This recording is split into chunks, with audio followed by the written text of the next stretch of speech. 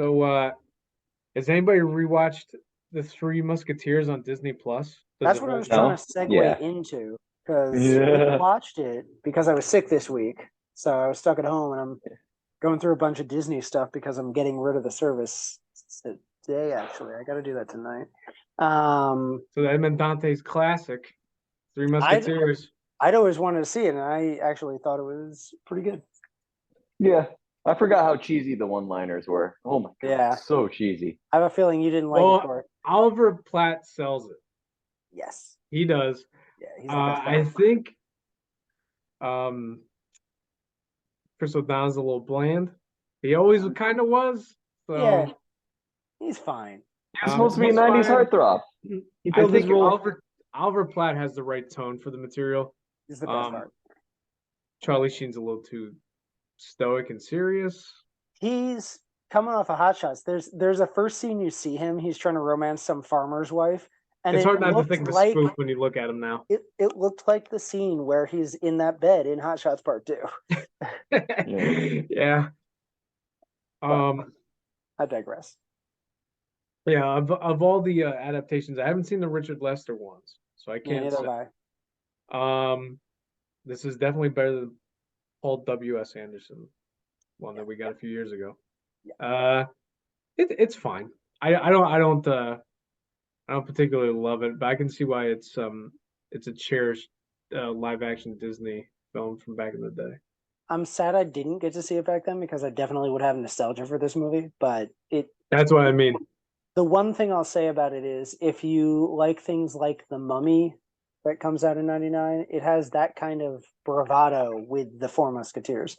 It's like a nice adventure. The music swells to tell you what you want to feel. It's Right. Yeah. it's a nice little thing. But It's Stephen Herrick, I believe, directed it. He's he did Critters. Oh, hey. All right. Yeah. Yeah.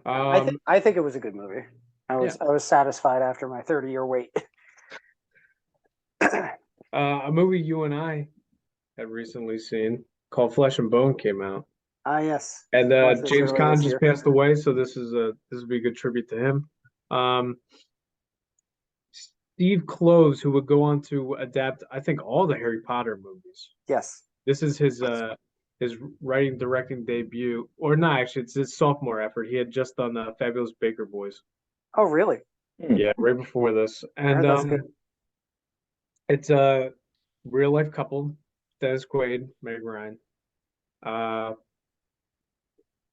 There's a scene towards the beginning that shows the aftermath of a horrible tragedy that happened with Dennis Quaid's family and Meg Ryan's family, and they collide later in the film. It's a Western neo-noir, and I thought it was really well written. Even though some of it is contrived about how they get some of these coincidences that happen. That's about all I would say about it too. That's what I was waiting to hear from you. How you felt about the contrivances, because it's the it's ending sort of specifically where the Meg Ryan character comes up horribly gullible and naive about why she's being taken to a certain house. Like she's a little too gullible for our taste. Like there's a cleaner way to do that, but it might have taken a little longer. There's also a scene earlier in the film where I swear she thinks she's in a Nora Ephron movie, where she's confronting her soon-to-be ex-husband, where she plays it a little too lighthearted.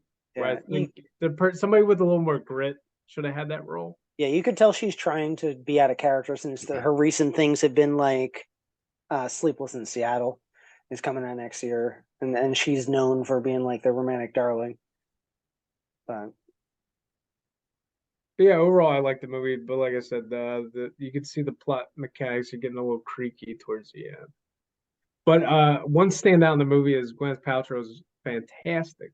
Is this her first movie? Because she's pretty good. I don't know, because I feel like she was. She has a weird trajectory. I feel like she was a great actress to begin with, and she's gradually gotten more bland as the years have gone on. She's the daughter in Hook, isn't she? Yeah, she's good in that Yeah, too. she's actually pretty good as a child actor, weirdly enough. Yeah, so I don't know. She seems to have lost her chops over the years, but I don't. Yeah. At Great Expectations, she's really good in too. I also don't want to say a backhanded compliment for Dennis Quaid, but he doesn't talk too much in this movie, and I thought he's so good at just being brooding and Mhm. stoic. I was like, is it because he's not talking, or is he just really killing Sometimes this part? we, nobody will remember this, but a couple of months ago we talked about this movie called Wilder Napalm that he's in, and Oh, he's right. It was one so of the hammy poster and over boys. the. Yeah, he's so hammy and over the top in that I'm like, you know what? Maybe monosyllabic is the way to go for him. Yeah, the way he uses his eyes and his little cheeks and stuff, I think that And was the way to go. the other good thing is you're used to him being having a lot of machismo in movies. So when True. he's confronted with the James Caan character later, we see him. He's very reserved. He's averting eye contact. You can tell all of a sudden he's kind of infantilized by being in the presence of his father again. Hmm.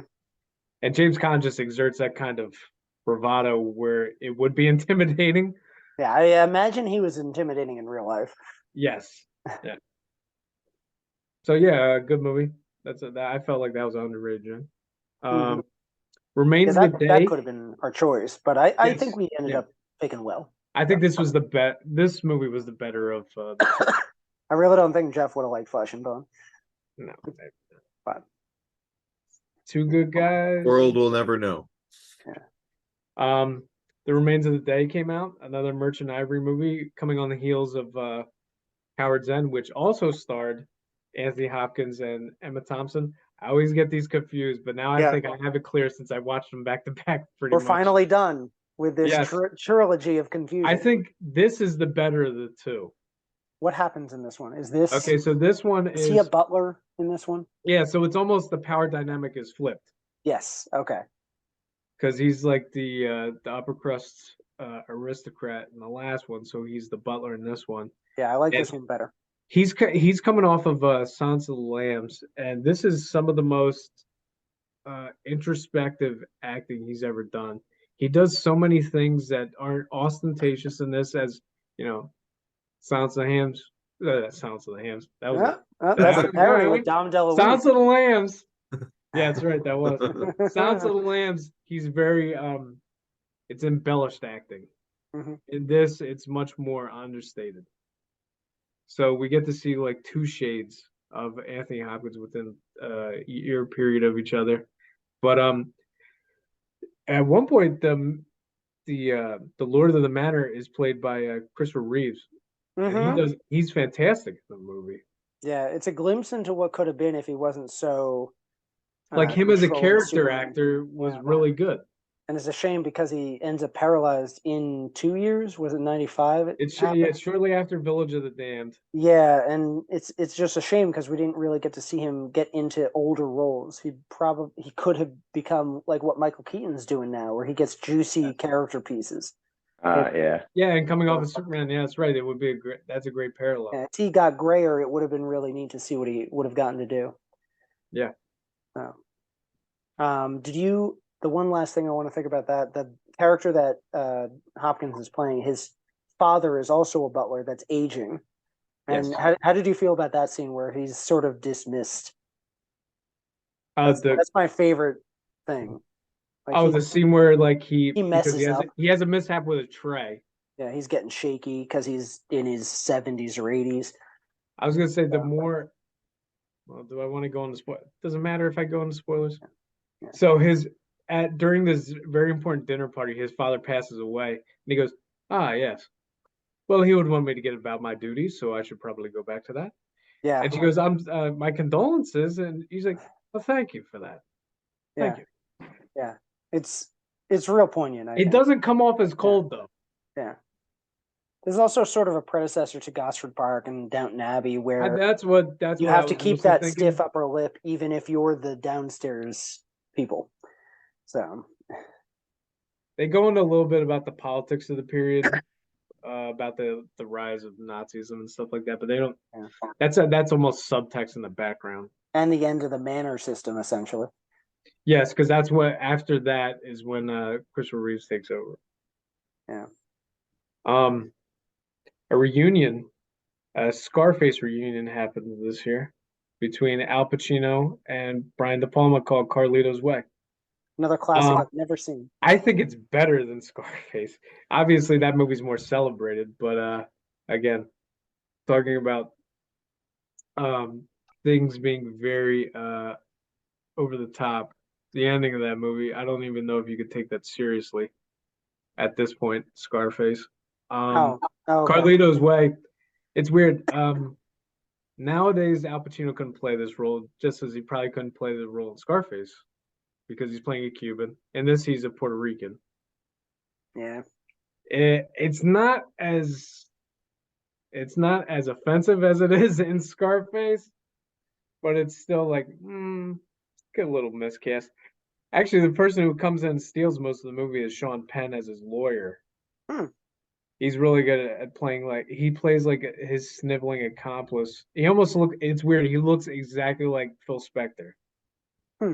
I'm sure that's who they based the character on, but nobody who knew who that was. No public person knew who that was. He was around then, you know. Yeah.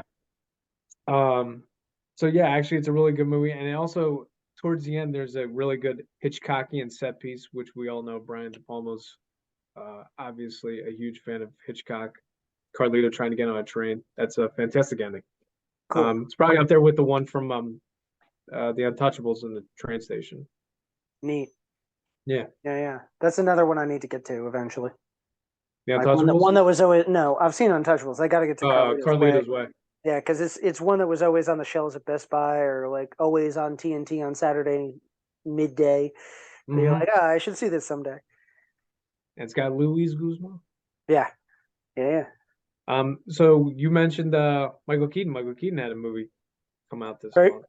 A tearjerker called My Life.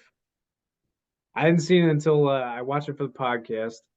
And it starts off with the most saccharine flashback of Michael Keaton's character telling all the kids, like, for my birthday, the circus is coming to my backyard. Yeah, you'll see. And they follow him home, and obviously there's no circus, and it's like, oh, wah, wah. Then they cut to older Michael Keaton videotaping a diary, like a visual, almost like a vlog for his soon to be born child because he has terminal cancer. So he knows he won't be around after the birth. Yeah. Never gonna get that circus, man. Yeah, man. It's weird. The movie will go between scenes that have a ring of truth to them to scenes like that just are chock full of falsehoods. I'm like, I feel like Michael Keaton has the right approach to the material because he kind of plays it very he doesn't play very maudlin. In fact, towards the beginning, he's almost making gallows humor about the fact he's like, well, I don't have to worry about that because I won't be around. I guess when you're in that situation, you do bounce back and forth because you're trying to think of like the things you want to get done, but then you're also sort of bitter that it's ending so quickly. Yeah, and there are scenes where he does have breakdown scenes where he's like, I was just thinking about not existing anymore. It's just gonna be so strange. Yeah. I have so many things I want to get accomplished. So yeah, I think his performance is great. The movie itself not so good. A little so. It was an Oscar play for him too. Who knows it what probably he was looking for at the time. Definitely his first thing after Batman Returns, right? So it's at the time they sort of think that they're going to do a third Batman, but this is sort of his in between movie. Yeah, because he does a couple of character dramas around this time. He does One Good Cop. Mm-hmm. If anybody wants to see a really good drama with him, an early one, Clean and Sober is really good. Yeah. You always point that out to me to watch. Finally, I gotta get to that. You'll love it. Yeah. I think it might be the first role for Morgan Freeman. Could be. That's pretty cool. So another Oscar contender, big one, came out this month. The Piano. Oh, here we go. So Jane Campion's. Is that her first movie? No, she had a couple small films in Australia. Okay. One called Two Friends and another one, I forget the name, but this might be her fourth film even. Okay, well, this is the one that got her the most attention. Yeah, this is her breakout film.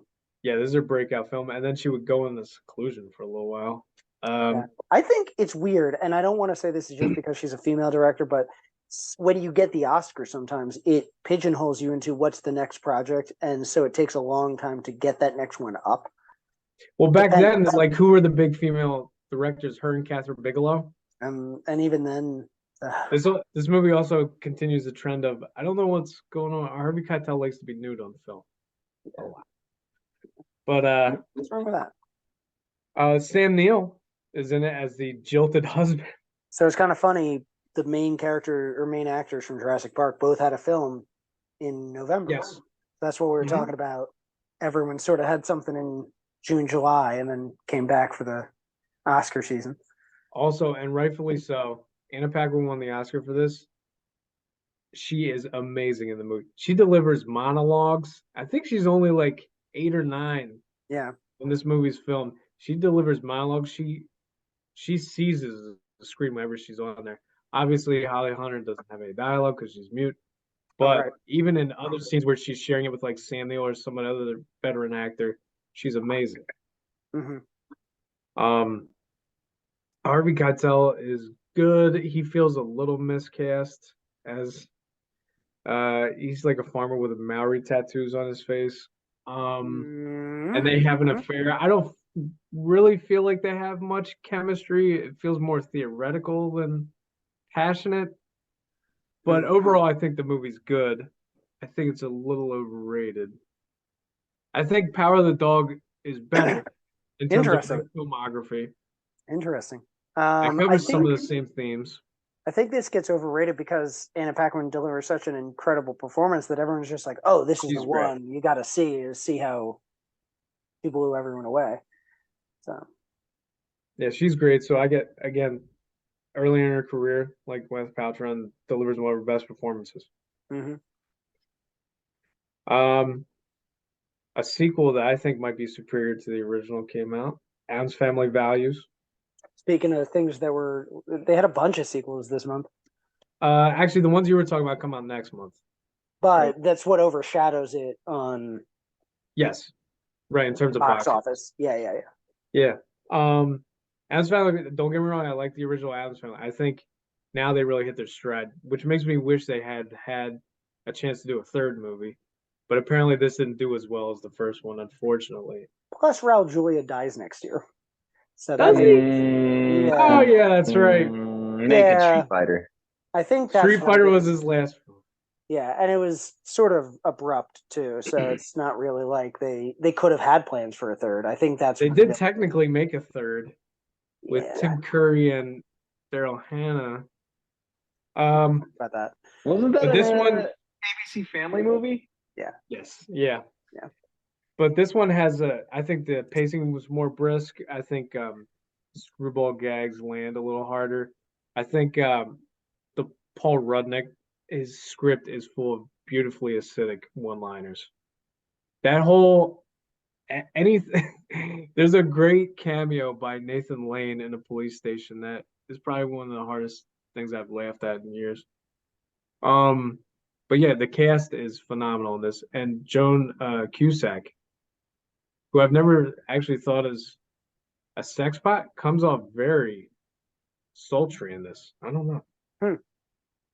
Funny that you mentioned the Nathan Lane cameo, because later on he would go on to play Gomez in the Broadway version. Is that right? Wow, that's true, yeah. Who played Morticia in that? BB Newirth. Oh, that's great casting. Okay. Wow. Yeah. It's a huge surprise. I never saw it. Well, now I want to see it. That will never happen. They probably filmed it, right? The Broadway version? I'm sure it exists somewhere. Somewhere. Or at least clips you can watch to see some of their songs. Yeah. So how'd you feel about it? Did you like this one? Have you seen this one? I haven't seen the Addams Family's movies. Oh, you haven't? Okay. Yeah. I kept having them at the top of my queue for Netflix for the DVDs, and then Halloween would come around and I'd miss it. So I kept doing it to myself. Everybody knows you can only watch those movies around Halloween. I wanted to, so I did it to myself. Right. I've been trying to watch it for like 15 years. Okay. And I just didn't see them when they came out. One movie I know you definitely saw, was Ms. Doubtfire. Weirdly enough, by the way, I played the video game for Adam's Family. Yeah, you have to like. I was rub like, your Mrs. face Doubtfire out. had a video game? I wouldn't have been surprised. Could you imagine? Yeah. I mean, why is the Adams Does Family Harvey have a Super Firestein tell you how Nintendo to game? use the controls? Hit the right button. Would have been It's better just than the a Adams stealth- Family game. It's a stealth game where you have to just like Put on pie. baby. undetected into your own house. Yeah. It's a side scroller No, where you Pierce gotta. Brosnan over. It's a side scroller where you gotta beat Pierce Brosnan with oranges. Every Yeah. time your ex-wife becomes suspicious of you, a big red eye appears over your head, and you Yeah, need she's to like peeking over the screen. So We're yeah, making it. We're gonna make it now. Ms. Doubtfire shows what a chameleonic actor Robin Williams was, because he could, even with the prosthetics, which the prosthetics are really well done, he convinces you that he's this. Is she Scottish or Irish? I think Irish. Irish. Au pair. And weirdly enough, I think it's weirdly one of the first movies I saw that tackled divorce in a way that didn't feel phony. Mm-hmm. Because they're Like, sort by of the end- friends still. Yeah, because by the end you're like, oh, man, most Hollywood movies did reconcile, put their differences aside. No, they share custody. I think this is Christopher Columbus, one of his first movies, directing movies, because he had written a lot. Before this, he had done Adventures in Babysitting. But and then shortly after this, he would do the Harry Potter movies. Are you okay? Are you having a stroke? Me? Yeah. Yeah, I'm looking at. Did you know who was originally the first choice by Anne Fine, who wrote the book, Madame Doubtfire? Who she No. wanted to play Danny DeVito. Daniel Hilliard? No, Warren Beatty. Huh. Yeah, So he would look like Shirley MacLaine. I guess so. Maybe that's the point. not You know, saying- it'd be I mean- funny if they just didn't put him in makeup and just had Shirley MacLaine take over the role. Yeah. Right? That would have been smart, actually. Speaking of movies that got a Broadway musical, by the way, do you remember this? Just Oh, I had heard about this. 2 years ago? I completely forgot this happened. Who was in the role? I don't know, all the Broadway actors. Uh, It wasn't Nathan Lane. That would have been That funny. was too. Big Bill Rob Firth. McClure played the Yeah, Williams character. which mm, is the guy that did the Chaplin musical, Yeah. right? Yeah, he was also the Alec Baldwin character when they did Beetlejuice. oh, Yeah. Oh, right. I was This also in is the new- Something Rotten. Forgot about This is a that. new segment where I just talk about the Broadway adaptations of movies That's that why we brought you talked in. about 30 years ago. hey, we that Originally, was that's what originally your the job format. was. Yeah. That was originally Yeah. the format. Yeah, you were supposed to be Broadway. What I if- was going to be music. What'd you guys think of Ms. Doubtfire? Oh, I Think it love holds it. up? You think it holds I up? think it holds up. Yeah. Nah, it's garbage. Do you not Garbage. like it, Jeff? Oh, I've it's a never good movie. seen I it. love it. It's hilarious. I've never You watched that haven't- movie. So I I could just have haven't done. You've seen it never in a seen the long time. movie. Somehow, Like years. the greatest movie of 1993 I've somehow never seen. Supposedly. By some standards. Yeah. Like, No. It's a family film that's both heartwarming and funny. It's good. We should watch it. See if it holds up. I haven't seen it in a few years. I feel like it does, but Yeah. could be Yeah, I wrong. think it does. yeah, Perfect Yeah, Thanksgiving I don't roast. see how it won't. It kind of hold up. is, actually. It's heartwarming Yeah, in a Like- weird way. it's As got much, dinosaurs in it. You as can't. much You can't. credit- It cannot be a bad movie. It's got dinosaurs. Yeah, you Oh. should get the kids to watch it this Thanksgiving. That's a good idea for like morning. I was gonna say, as much credit as Robin Williams gets, Sally Field has some great double takes in this. Yeah, Sally Especially Field at the is one of end. her best performances. Yeah, Yes. the most Mrs. So- Dickens she's ever looked. I'm glad that Jimmy brought up dinosaurs, Yeah. because another movie came out that was centered around dinosaurs called We're We're back, Back. baby. Yeah. And it's also got some affiliation with Steven Spielberg. He didn't direct it, but he produced it. He's like, I'm Um, taking care of all dinosaurs from now on. I only knew about this through the poster Uh-huh. and the trailer that played Walk the Dinosaur. So I started watching this. I said, "What the fuck is going on?" There are Martians in this Mhm. Yeah. that lure the dinosaurs onto the space station using something called brain grain. And then they Yeah. get deposited in present day New York, where they can seamlessly walk around inconspicuously because there's a Macy's Day Parade. Well, everyone saw Jurassic Park, so they think they're balloons for it. I want to give the movie Jeff just credit just walked for away. being so narratively cockamamie, but it's I it's, You know, it's for insane. most kids, I remember seeing that movie when I was little. Yeah, no, like It also takes yeah. place in an alternate dimension where the dinosaurs are playing golf at the beginning. Yeah. Oh my god, I forgot about Hey, that. we're back. And John They Goodman's are- putting on like this Southern gentleman out of a Tennessee Williams play voice. Sure. So weird. Were they playing mini golf where they're trying to hit the ball through humans? Because that would be the only acceptable parallel. What was the deal that made like there was some point in the movie where like oh wait, you haven't seen it, right? You just know the or What, have you me? seen it? No, Yeah. I He just watched it saw for it. the That's why podcast. I'm Yeah, no, perplexed I forget at the what film. was the thing where the dinosaurs like they just the bad guy like did something and then they reverted back to their dinosaur ways where So they Ah, wanted it. yeah. there's a good inventor and a bad inventor. Right. They're brothers, That's right. right? Yeah. The good inventor is like I don't know exactly what he wants to do with these dinosaurs, except he There's wants no to fulfill explanation. that's what it is. He wants to fulfill wishes. And a lot of the kids have a dinosaur fetish. 'Cause it's Jurassic So Park. We so he wish. wants to grant the wishes of these kids. Jeff, I'm not even joking about this. So Fetish he is just a weird deposits the choice I for the feel word. like they're a bunch of like kids Yeah. are furries for dinosaurs. They're like and the bad brother wants to put the dinosaurs in a museum. there should be Who a wants zoo. in a I can't museum? even- If it wasn't a museum, that means he's not- got to take the bones out. Like, just He we wants got to them debone already. them. Just stick them in a zoo. Thanksgiving time, he's got to debone them. You know, big wishbone. He needs the wishbone. Mm-hmm. Yeah, so I'd almost want people to watch it just so they can see all the contortions the plot makes. But I hadn't the seen it movie's since I was a kid, barely so I an don't hour. remember it all that much. The movie's Yeah. barely an hour, and it somehow ingests all of this narrative congestion. So I don't did you like the movie, Tristan? I'm sure as a kid. No. Actually, Really, don't even as like a it. kid, you didn't like it. Yeah, I was like, what is this? Why is this taking I thought it took forever. I was actually kind of bored. It kind of is because it changes the plot every 10 minutes. So Uh-huh. you're like, am I watching a sci-fi movie? Am I watching a whimsical fairy tale? Yeah. What am I watching here? And I was a I mean, huge fan of wait, Land what Before Time. studio made this movie? Is it the same studio that did the? It's Fox. No. Don't you think it's the good studio? It's Amblin.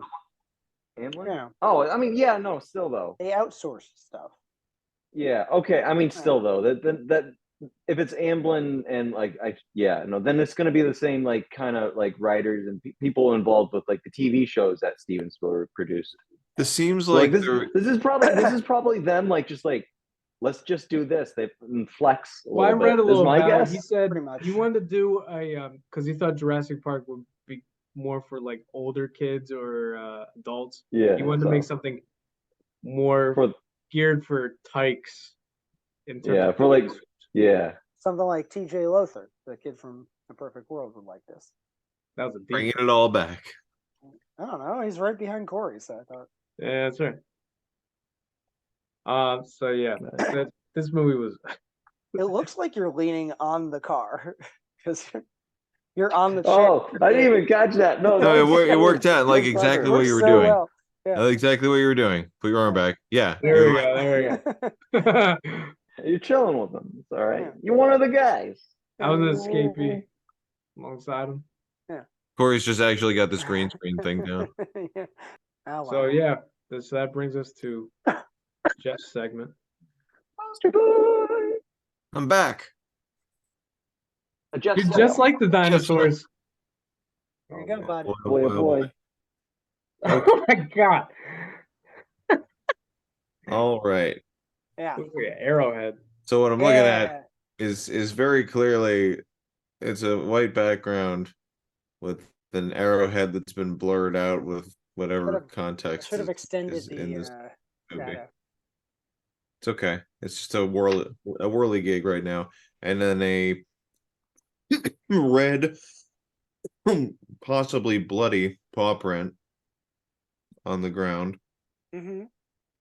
So Do you want to guess what that arrowhead actually is? This is more I- for bonus points. I'm guessing it's a spear. Some sort of caveman type. No, I tricked you to throw you off. Comedy. So it is You not. It's did. actually Well, then you know a what? really Maybe it's just a horribly shadow. stretched image. Perhaps it's a shadow of someone, Doubt. or a dragon, or a dog. It's just a bear. Ah. Bear, dog. Ah, For bear, dog. it's a Yeah, why dog. is it stretched like that? Dog, I don't furry know. animal. Oh, It's already photoshopped. is this Yeah. is this ghost dog? What the fuck is this? What do you I think think the plot this of this is? I feel like It's Jimmy this- knows this movie. Probably. Okay, so now it's just clearly an angry attack dog of some sort. Looks very angry. And it's but it's photoshopped to look super stretched and distressed. And this is this like Bad Boys? Is this the Bad Boys movie? Oh my One God. of? No. That's 2 more years. No, okay. Should we shine some more light on this? Give him some more clues? Can I have a crumb of context, please? I don't know what that hint was, Jimmy. I mean, I don't. Yeah, It's- it hinted me. It's literally. I don't know what to make of this. Yeah, what would it's you just- say? This is What would it. you say This the is plot thing. is? There's a This is tagline it. at This the is the top, post. and then the This title is the clearly- paw print. So what do you This is think the plot clearly is? all right. Like if I'm someone gave you guessing. this poster, what would you come up with for a plot? Someone is attacked by a Doberman. I'm thinking it's like a gang. Hang on. I got it. It's like some sort of gangland thing. Someone breaks into a house and then gets attacked by a dog. They end up befriending the dog. The dog becomes their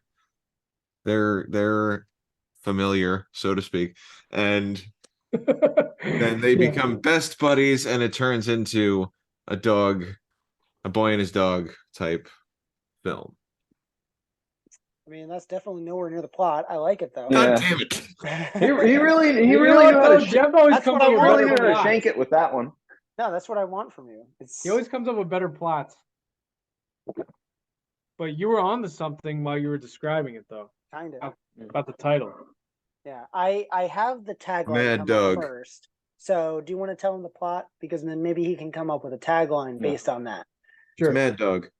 Lance Henderson is a scientist Oh God, it's always a scientist. who genetically engineers the perfect killing machine, which is this dog, but it's a cyborg dog. Oh, really? This I didn't this know that part. heavily distressed. And he gets loose and he's taken in by Ali Sheedy. Is it called Basket Case because that's the only acceptable? No, No, there's but- already a movie called that. But so you Oh, know yeah, that's the true. basic plot now. What would you say for a tagline? If What this would was Ali what was Sheedy given to you consider by this the dog? marketing? Man's department? best friend just got even better. Yeah, you could just cut it off. Yeah. Is it just called Man's Best Friend? Yes. Yeah, you got it. Jimmy, you know this movie? Not that far. No, I don't know, maybe. Nature created him, science perfected him, but no one can control him. There's a great That's best friend. What is this? there's a Yeah. great there's a great scene where a cat runs up a tree and he climbs it because he's got those abilities. He can also camouflage. Oh, He climbs the this- tree and he Is this a swallows the- horror? Like Yes. what genre Yes. is this? It's a horror. Okay. He climbs a tree. He climbs a tree and he swallows the cat whole.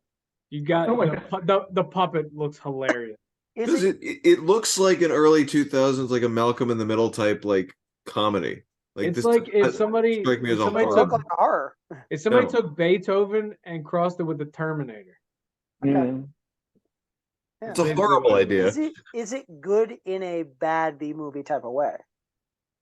It's hilariously bad. Like as a goof, so it's funny. I don't think it's aware that it's supposed to be funny. It's something you like. You could play Was this drinking movie a game to. book beforehand? I don't think so. The sad part is it's directed by the guy. He just passed away. It's the same guy that did Child's Play 2, I don't know. John Lafayette. But yeah, the movie's unintentionally funny for a lot of it. He It's pees. an original film. He has acid pee. Not what I'm thinking, but I was hoping I would throw Classic. Jeff Yeah, off, what but were he you wasn't picking trying up to on get to? that. Cujo? Because it's a Stephen King book, right? Yeah, it's a Cujo. Cujo type of thing. Yeah. Yeah, So you were trying to okay. do Shank and Shine a Light. What were Shine a those Light. references to? Yeah, The Shining? Oh. Wait, no. No, he didn't. Yeah, and Shawshank Redemption. Okay. Yeah, all right. You were on the Oh. right line. I mean, at the bottom of the Wikipedia page for Man's Best Friend, it has Cujo, White Dog, The Breed. They're all the same, like No, he evil didn't. dog movies. Right. You were on the right line about what kind of movie this was, but you were throwing Jeff off. So, Yeah. Yeah, I know. Jeff got the name. That's I threw a couple of things in other directions. Yeah. This wasn't the best poster of the year, but I say in terms of like early He came up with a fun Photoshop, it's plot. pretty bad. yeah, It's it just stretched the Mastiff a little. Okay. yeah. Why? Yeah. Oh well. I was going to say, I think in honor of Clint getting his last movie, I was going to say we should do Clint Eastwood for the picks of the month, but there is the possibility of going with Kevin Costner. So I don't know. What do you guys think? There's also Laura Dern, that she has a couple of films. I was gonna say Clint's kind later of in the broad month. because do you want to do directed or do you want to do acted? I would say directing, but it kind of covers both sometimes. So That's true. is it too broad to do Clint? I think it's kind of broad. So why not go with Kevin Costner? The rest of the 90s are kind of rough for him. So Yeah. yeah, I'm fine with either one. And maybe after the recording, we can see what Clint we would have picked. Mm. So I already sort of mentioned Costner. what I would pick for Kevin Costner. Field of Dreams. This one. Not gonna lie, I like The Postman. Yeah, that's probably my favorite Kevin Costner movie. Actually, we've mentioned it too. The Untouchables. Mm-hmm. Oh yeah, no, sticking with The Postman. I saw that before. I saw The Postman. Untouchables. Yeah, I saw that. That's before when his I saw career The was Untouchables. dying. Yeah, that's fine. It's the one that I kind saw of I put saw the I saw nail it in at the a very coffin. impressionable age. It made me very patriotic. It's like Waterworld, only with desert wasteland. Yeah. Yeah, a dystopian America that doesn't like America doesn't exist anymore. That's what's great about it. I mean, that's not the great part. That's what Oh, that's what's great but, about just a giant desert in the middle, and everybody's just on the coast, living weird, like isolated lives because society had collapsed completely. It's funny We that were back. the whole We were movie back to hinges a on feudal society, and the peasants revolted. the whole movie brought hinges America on him back. delivering letters, which is so antiquated now. Well, the fact that he's part of the Pony Express, which is a service that dies 9 years later in real life, Right. kind of puts it not helpfully in. Hey, but it's got a Tom post-apocalyptic Petty time. cameo, so that's always good. Mm-hmm. Well, Postman, A Perfect World. Untouchable. I mean, that's the thing. If this is the movie we're covering, and I'm trying to pick a movie that we want to suggest for people, can I pick the movie we just watched? Yeah, why not? And this is definitely not my enough favorite- people saw it clearly. This is my favorite Costner performance. So yeah, no, this is something you discovered that you realized you Sometimes didn't we miss. spotlight stuff that we don't like. So Yeah, I'm pretty sure like there was a while back I picked a movie that we had that was covered. Yeah. Like I was like, yeah, no, this is good. I like it. This is Yeah. the one that I picked for whatever actor or director that we selected at the time. Right. So I do remember doing that myself. So What do you think, Jeff? Tin Cup. Ah, good choice. Have you Tin seen Wait, it? Cup? what'd you pick? We don't talk about whether I've seen it or not. Well, then You said Tin why are you Cup? picking it? No, genuinely, I'm trying to think of the things I've seen. Eh. it would be between Field of Dreams and collectively his role as Jonathan Kent. Yeah. He is Field of the Dreams best is part always- of Man of Steel. He is. Mr. Brooks is underrated. Yeah. I was going to bring up, there's a movie that comes out next year called The War that was a little overshadowed. I was listening to a podcast about it, and it sounds really good. Elijah Wood. No, maybe. I don't know. It's takes place during the Vietnam War. Oh yeah, it is Elijah Wood. Look at that. They did not mention that it was Elijah Wood. Never They saw said a child. a child. Apparently, it's very good. So I'm Yeah, I haven't seen it. interested in trying to watch it too, especially for the month it comes up. When? That's a November '94 film. So a year from now, I'll let you know if I liked it. No. I'm gonna go with JFK. Have you seen Oh, it? JFK, yeah. I've seen most You of could it. be conspiratorial. JFK is great. Speaking of which, that was another point I wanted to say. The fact that he's coming off with the JFK thing.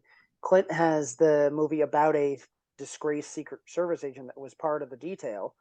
They both made JFK movies and then did this taking place in that time. They're both obsessed with the guy. I gotta say. So, Well, then Kevin Costner did the Cuban Missile Crisis movie, 13 Days. 13 Days, yeah. I want to see that too. I've sorely missed a lot of Kevin Costner roles. So that may be why this is my favorite one of his. But I think we picked good ones. I mean, he's had a pretty good career, and just talking about it in general is a. And he's got 2 big movies coming out next year. Oh yeah, after his Yellowstone resurgence, he got the bug again to direct, and he wanted to make an epic western that he's splitting into 2 parts, That's right. and insisting goes to theaters. Definitely a genre that's not historically good in theaters, and a guy who's in his 60s trying to promote a thing that people don't want to do anymore. Well, Open Range did pretty well. Pull it off. Yeah, that's 20 years ago though. Well, that's true. Apparently, they're going to release on June 28th, and then the second part is August 16th, which is about the window these days for films. So he's trying to see what works to see if this can be a way to make movies. Experiment. I mean, back in the day, we'd have serial films. You'd have an I'm hour-long excited for it. episode that people would go to 3 months later to see the second one. You know, so it is harkening back to a time when people just went to theaters for that. So it's like an event. I honestly hope he does well, because this could be a new way to get things in theaters, not over budget, but Yeah. you know, there's a way to make theaters viable still. This might not be with westerns, especially $100 million westerns. Yeah, but he probably funded most of that with Yellowstone money. Divorce money.